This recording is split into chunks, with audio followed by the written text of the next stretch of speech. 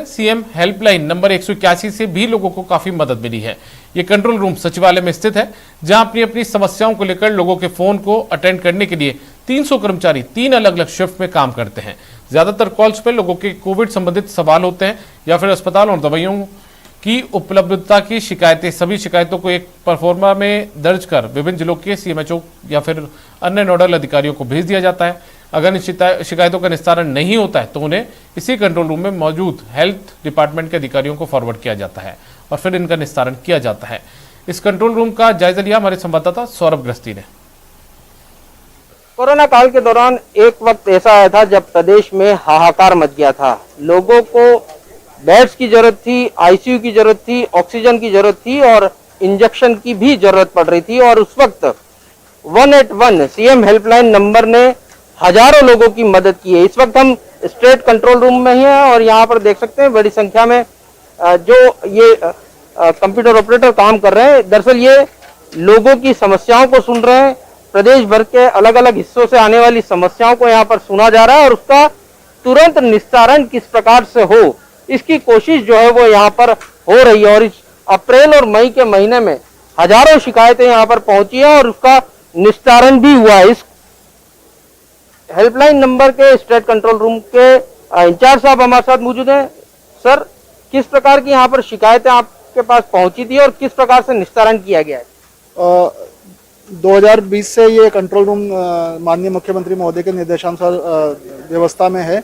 इसके अंदर जो फर्स्ट फेज था उसके अंदर करीब हमने 3 लाख से ऊपर हमारी ग्रीवांसेस आई थी और उसमें जो मेन जो उस टाइम पर जो ग्रीवांसेस थी, क्योंकि वो माइग्रेशन ऑफ लेबर और कई समस्याएं थी, तो उस टाइम पर शॉर्टेज ऑफ फूड जो था उसकी मेन समस्या थी। और उस टाइम पर ये था कि कोई कोरोना सस्पेक्ट्स बाहर से आ जाता था तो उसके बारे में सूचना देते थे पड़ोसी, तो वो एक मेजर इशू था। और जो कोई विदेश से आया है तो उसके बारे में था, तो उस टाइम पर और एंट्री पासेस से रिलेटेड वो उस तरह की उस टाइम थी।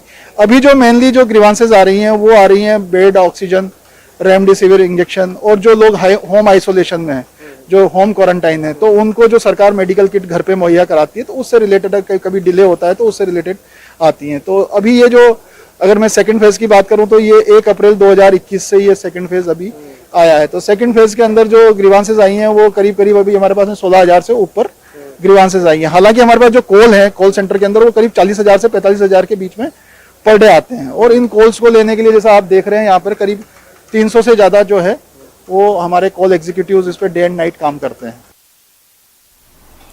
जयपुर के रिजर्व पुलिस लाइन में कोविड केयर सेंटर की शुरुआत की गई है। न्यूज 18 राजस्थान ने additional police commissioner Rahul Prakash से खास बात की। कोरोना की दूसरी लहर में फ्रंटलाइन वॉरियर यानी पुलिसकर्मी भी बहुत बड़ी संख्या में पॉजिटिव हो रहे हैं और अब उनके लिए एक कोविड केयर सेंटर की शुरुआत जो है वो हुई है। इस वक्त एडिशनल पुलिस कमिश्नर साहब राहुल प्रकाश जी हमारे साथ हैं। सर, किस प्रकार का ये कोविड केयर सेंटर है और क्या खास चीजें रहेंगी यहाँ पे? ये सबसे बड़ी बात है कि जो मरीज बिल्कुल क्रिटिकल नहीं है, जिसको कि हॉस्पिटल में रखना ही ज़रूरी नहीं हो, वो बड़े आराम से यहाँ रह सकता है। आप देख सकते हैं कि यहाँ पर ऑक्सीजन सिलेंडर तक की व्यवस्था की गई है। अगर ऑक्सीजन कंसंट्रेटर से वो उसको ऑक्सीजन फ्लो प्रॉपर नहीं मिल पा रहा है तो उसकी भी व्यवस्था कर दी गई है। उसके अलावा प्रत्येक के लिए अलग अलग किट दिया गया है। अपना वो टेम्परेचर लेता रहेगा, ठीक है, अपना वो पल्स ऑक्सीमीटर उसका पल्स लेता रहेगा, उसके साबुन वगैरह उसका बक्सा सारा कुछ अलग है, उसको मास्क अलग से दिया गया है, कूड़ेदान अलग से दिया गया है। कोशिश की गई कि किसी का दूसरे के साथ कोई आपस में लेने देने की जरूरत नहीं पड़े। यहाँ पे फ्री खाना हम दे रहे हैं, जो भी एडमिट हो रहा है उसको, उसका कोई चार्ज नहीं लिया जा रहा। और अच्छा खाना जैसे कि 2 फ्रूट्स दिए जा रहे हैं उसको और जूसेस दिए जा रहे हैं उसको। उसके जो परिजन आ रहे हैं उसका ध्यान रखने के लिए एक परिजन यहाँ पे हमने अलाउ कर रखा है, उसको भी फ्री खाना दे रहे हैं और उसको भी उसी स्तर का खाना दे रहे हैं। जो अंडे खाता है उसको अंडे भी दे रहे हैं, जिससे कि उनकी जो भी प्रोटीन की आवश्यकता है वो पूरी रहे। सर, कितने बेड का है और पुरुष और महिला पुलिसकर्मियों के लिए अलग अलग व्यवस्था? टोटल 30 बेड के लिए पुरुष की व्यवस्था की गई है और 10 बेड के लिए महिला कर्मियों की व्यवस्था की गई है। शुरू में जब 1 महीने पहले हमने शुरू किया था तो केवल एक ही हमारे पास था, तो वहाँ पे ही दोनों का ही था। लेकिन ये बात लग रही थी कि एक साथ रखना उचित भी नहीं होगा और थोड़ा मुश्किल भी पैदा कर सकता है, तो ये दूसरी व्यवस्था शुरू की गई जिसमें महिला कार्मिकों को हम लोग रखें। इस दौरान चालान को लेकर किस प्रकार की स्थिति देखने को मिली? जिस प्रकार से आपने कहा कि आप लोगों को भी बहुत दुख होता है क्योंकि लोगों के जिस प्रकार से चालान करने पड़ते हैं, फिर भी उसके बावजूद लोग जो है वो बड़ी संख्या में बाहर निकलते हैं। अब यही एक बड़ी उलझन की स्थिति है, आप पहले इसको धर्म संकट कह सकते हैं कि एक तरफ तो बहुत इस बात को लेकर दुख भी होता है, ज्यादातर लोग पालना भी कर रहे हैं, लेकिन फिर भी कुछ लोग ऐसे निकल के आ रहे हैं जो कि मास्क नहीं लगा रहे हैं, मास्क को सही तरीके से नहीं लगा रहे, सोशल डिस्टेंसिंग की पालना नहीं कर रहे, यहाँ वहां थूक रहे हैं, ऐसा देखने को मिल जाता है। या पान की दुकान कहीं पे किसी ने खोल ली, कोई गैर अनुमत दुकान खोल ली, वहां पे भीड़ लगा ली। तो इन चीजों को रोकने के लिए पुलिस को सख्ती करनी पड़ रही है और ये सख्ती चलती रहेगी। सौरभ गृहस्थी, न्यूज़ 18 राजस्थान, जयपुर। उदयपुर एसीबी ने चित्तौड़गढ़ में बड़ी कार्रवाई की है। बड़ी सादड़ी नगर पालिका के चेयरमैन का जो मामला है, उसमें चेयरमैन के साले कुश को गिरफ्तार किया गया है। 2 लाख रुपए की रिश्वत लेते उसे गिरफ्तार किया गया है। रिश्वत के रूप में चेक इसकी तरफ से लिया गया था। बिल पास कराने के एवज में ये रिश्वत मांगी गई थी। नगर पालिका चेयरमैन की तलाश भी अब एसीबी कर रही है। एडिशनल एसपी उमेश कुमार ओझा के नेतृत्व में ये पूरी की पूरी कार्रवाई को एसीबी ने यहां पर अंजाम दिया है। उदयपुर एसीबी ने चित्तौड़गढ़ में एक बहुत बड़ी कार्रवाई को अंजाम दिया है। और हमारे साथ में कपिल श्रीमाली हमारे सहयोगी उदयपुर से फोन लाइन पर जुड़ गए हैं, उनका रुख करते हैं। कपिल, ये अपने आप में एक बहुत बड़ी कार्रवाई है कि किसी नगर पालिका के चेयरमैन का साला गिरफ्तार हो जाता है और चेयरमैन जो है वो लगातार फरार चल रहा है। क्या ये पूरा मामला है दरअसल?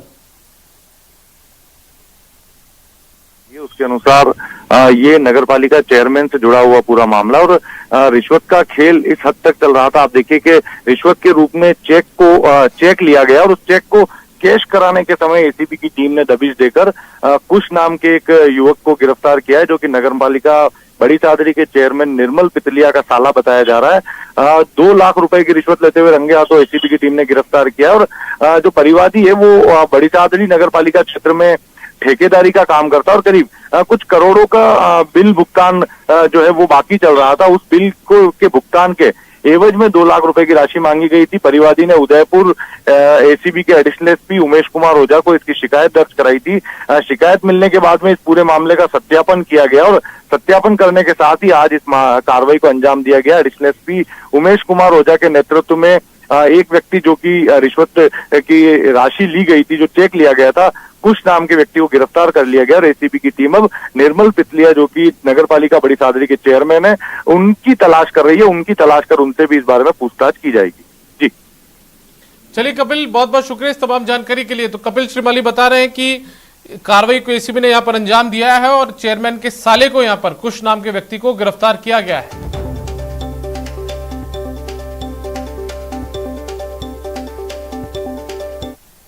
बात दौसा में सांसद के कोविड हेल्प डेस्क शुरू करने की। बीजेपी सांसद जसकौर मीणा आज दौसा के 1 दिवसीय दौरे पर रही। इस दौरान उन्होंने दौसा कलेक्ट्रेट से एक एम्बुलेंस को हरी झंडी दिखाकर रवाना किया। इसके बाद वे दौसा जिला अस्पताल पहुंचे, जहां कोविड हेल्प डेस्क का शुभारंभ किया। साथ ही जिला अस्पताल को 2 ऑक्सीजन कॉन्सेंट्रेटर भी दिए। इस कोविड हेल्प डेस्क के माध्यम से जिला अस्पताल में आने वाले मरीजों को ऑक्सीजन, बेड, कोविड जांच सहित आवश्यक जानकारियां दी जाएंगी। साथ ही जिला अस्पताल में आने वाले मरीज एवं उनके परिजनों को मास्क लगाने और सोशल डिस्टेंसिंग का पालन करवाने के लिए भी अपील की जाएगी। संवाददाता आशीष शर्मा ने सांसद जसकौर मीणा से बात की। कोविड मरीजों की सहायता के लिए बीजेपी सांसद जसकौर मीणा ने दौसा जिले के लिए 2 एम्बुलेंसों की व्यवस्था की है, जिनमें से एक एम्बुलेंस को आज दौसा से मंडावरी के लिए रवाना किया गया है। साथ ही कोरोना मरीज जो जिला अस्पताल में आते हैं उनको किसी भी तरह की परेशानी नहीं हो, उनके परिजनों को परेशानी नहीं हो, इसके लिए ये पूरा कोविड हेल्थ डेस्क बनाई गई है। जो ये हेल्प डेस्क है, यहाँ पर जो इनके जो कार्यकर्ता हैं सांसद के, वो लोगों को समझाइश करेंगे कि किस तरह की कोविड गाइडलाइन की पालना करानी है। साथ ही चिकित्सकों की जानकारी देंगे कि कौन सा चिकित्सक कहाँ बैठता है।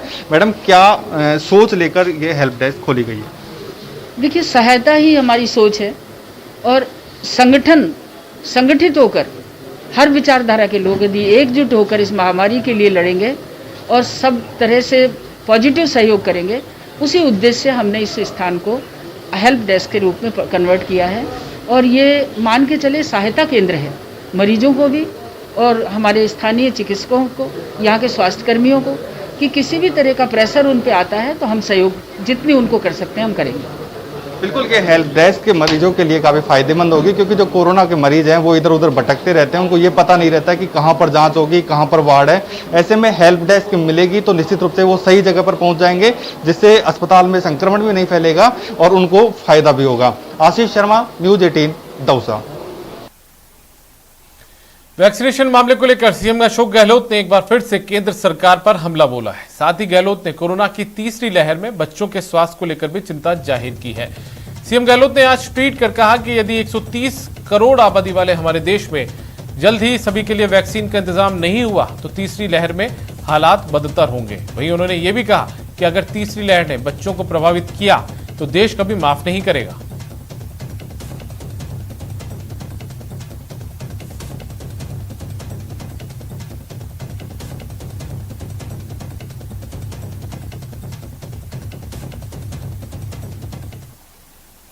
लोकसभा स्पीकर ओम बिरला आज जयपुर पहुंचे, जहां से वो जयपुर एयरपोर्ट से अपने संसदीय क्षेत्र के लिए रवाना हुए। लोकसभा अध्यक्ष बिरला आज से संसदीय क्षेत्र कोटा बूंदी के 7 दिन के प्रवास पर रहेंगे। बिरला कोविड गाइडलाइंस की पालना करते हुए संसदीय क्षेत्र के कई हिस्सों में जाएंगे। जयपुर से बूंदी के लिए रवाना होने से उन्होंने पहले कहा कि इस संकट काल में महामारी के संक्रमण की चेन को तोड़ना बेहद जरूरी है। अपने दौरे में वो लॉकडाउन के दौरान प्रशासन के साथ समीक्षा भी करेंगे। मैं मेरे संसदीय क्षेत्र के अंदर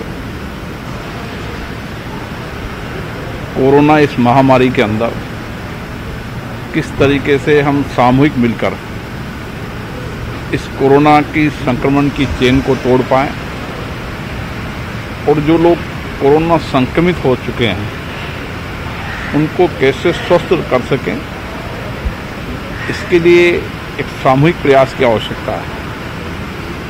और मेरे को लंबा समय हो गया क्योंकि लॉकडाउन है और उसकी पालना करना आवश्यक है।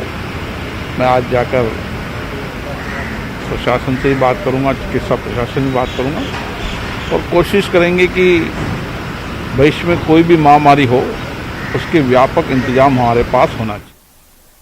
अब बात जैसलमेर की, जहां डॉक्टर रविंद्र सांखला की टीम की कोशिश रंग लाई है, जिसके लिए केंद्र सरकार ने जैसलमेर को लक्ष्य गुणवत्ता सर्टिफिकेट प्लेटिनम पुरस्कार दिया है। जैसलमेर संभाग में पहला और पूरे प्रदेश में दूसरे स्थान पर रहा।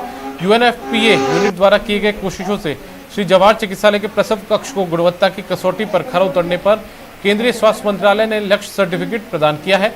इसके अंतर्गत 3 लाख रुपए धनराशि का राष्ट्रीय पुरस्कार भी दिया जाएगा।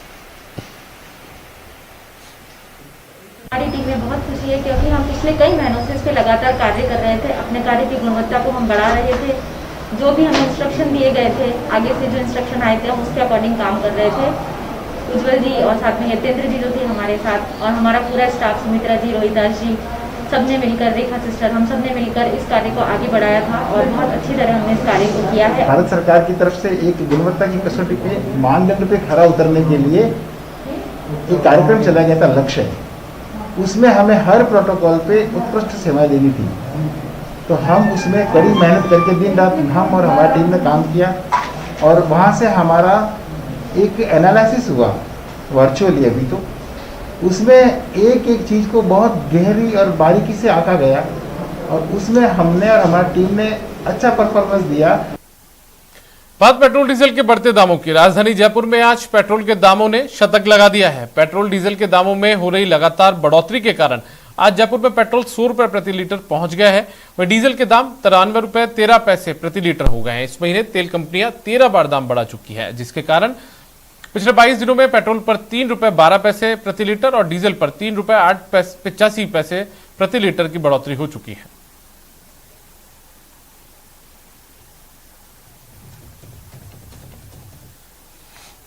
जयपुर में पेट्रोल के दाम ने अपना शतक लगा दिया। जयपुर में पेट्रोल 100 रुपये प्रति लीटर के हिसाब से बिक रहा है।